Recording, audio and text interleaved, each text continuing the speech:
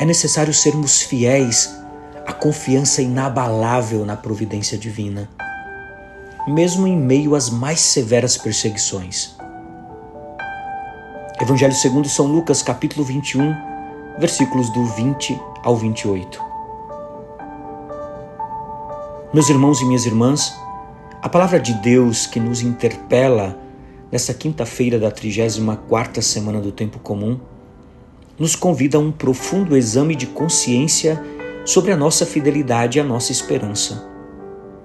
As leituras do profeta Daniel e do Evangelho de São Lucas traçam um caminho que vai da perseguição e do engano humano à promessa inabalável da libertação divina.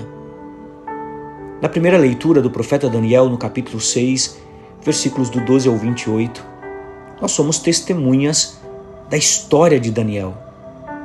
É um profeta, um homem de fé inquebrantável.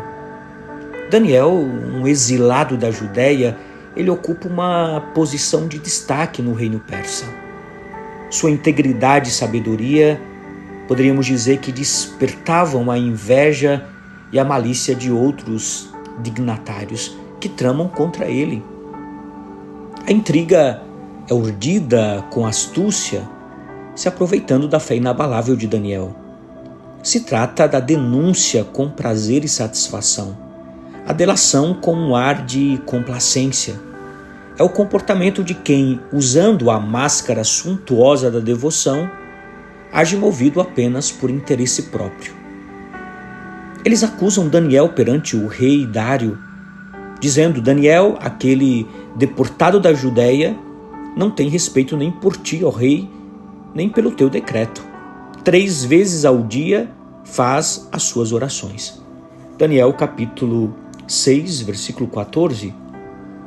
Meus irmãos e minhas irmãs, o cerne da acusação aqui, da leitura do profeta Daniel, é a fidelidade de Daniel à sua fé e a seu Deus.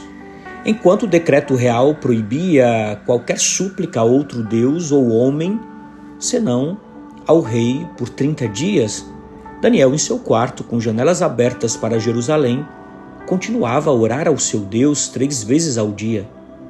A palavra hebraica para orar é hitpalel. Hitpalel significa interceder, julgar-se, ponderar. Daniel não apenas recitava palavras, mas se colocava na presença de Deus buscando discernimento e sustento. Ele não podia comprometer a sua fé, pois sua vida estava enraizada nessa relação. O rei Dario, embora muito angustiado, o texto nos diz que ele se viu enredado na própria armadilha da lei. A máquina da delação, se assim poderíamos dizer, se mostrou imparável, esmagando não só a piedade, mas até a razoabilidade. Daniel foi lançado na cova dos leões, mas Deus, em sua fidelidade, protegeu seu servo. Na manhã seguinte, quando o rei, que havia passado uma noite de angústia, correu à cova, uma imagem que podemos comparar a Maria Madalena, que corre ao sepulcro. Daniel estava ileso e nenhum dano foi achado nele. Daniel capítulo 6, versículo 24. Veja, essa experiência de Daniel é uma prefiguração do mistério pascal do Senhor Jesus. Da mesma forma que a delação cega perseguiu Daniel, ela perseguiu a Jesus. Mas há uma diferença crucial. Enquanto os acusadores de Daniel foram lançados na cova dos leões e devorados, do amanhecer da Páscoa, ninguém é punido, mas todos são perdoados no abraço de paz do ressuscitado. Santo Agostinho, em seus sermões, ele frequentemente ressaltava que a justiça de Deus se manifesta na punição do mal, mas sua misericórdia se revela plenamente na oferta de perdão através de Cristo, nos convidando sempre à conversão. No Evangelho de hoje, São Lucas apresenta Jesus e nos transporta para um cenário ainda mais dramático, mas que culmina na mesma esperança de libertação. São Lucas traz a figura de Jesus que profetiza a destruição de Jerusalém. É um evento histórico de grande trauma para o povo judeu, e os sinais que precederão sua segunda vinda. A cidade santa será cercada por exércitos e virá sobre a terra a angústia das nações. Homens desmaiarão de medo. Este é o tempo de angústia da tribulação, onde tudo que parecia seguro desmorona. Mas é justamente nesse contexto de desolação, nesse contexto de temor, que Jesus pronuncia uma das mais fortes palavras de esperança. Quando essas coisas começarem a acontecer, levantai-vos e erguei a cabeça, porque a vossa redenção está próxima. São Lucas capítulo 21, versículo 28. As palavras gregas aqui são enfáticas. Anakepsate, kaie parate, tas, kefalas remon. Quer dizer, erguer-se, levantar-se e levantar a cabeça.